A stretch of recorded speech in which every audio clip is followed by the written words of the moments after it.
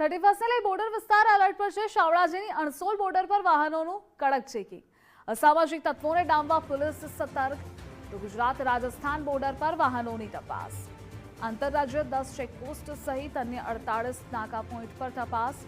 દારૂની હેરાફેરી અને નશાખોરોને ઝડપવા કાર્યવાહી।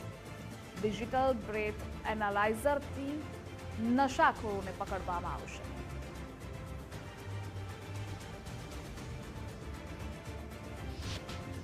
ફર્સ્ટની ઉજવણીને લઈને જે અરવલ્લી જિલ્લા પોલીસ તંત્ર છે તે એલર્ટ બની છે। ખાસ કરીને રાજસ્થાન સરહદને જોડતી જે ચેકપોસ્ટો છે તેની ઉપર સઘન તપાસ કરવામાં આવી રહી છે। હાલ અત્યારે આપણે રતનપુર ચેકપોસ્ટ ઉપર છે। દ્રશ્યોમાં આપ જોઈ શકો છો કે રાજસ્થાનમાંથી ગુજરાતમાં પ્રવેશતા જે વાહનો છે, વાહનોની અંદર બેઠેલા જે મુસાફરો છે તેમની હાલ અત્યારે તપાસ કરવામાં આવી રહી છે। ખાસ કરીને આ વખતે વિશેષ પ્રકારના જે હાઈટેક જે બ્રેથ એનાલાઇઝર છે તેનો ઉપયોગ કરવામાં આવી રહ્યો છે।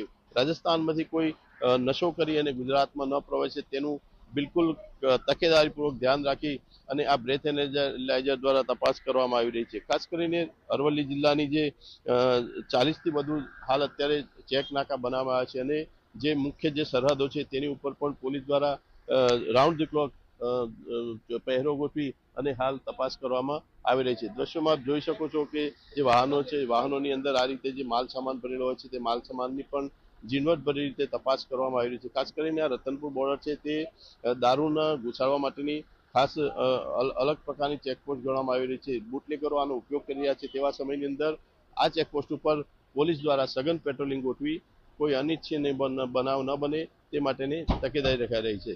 વિપુલ રાણા, ગુજરાત ફર્સ્ટ, અરવલ્લી।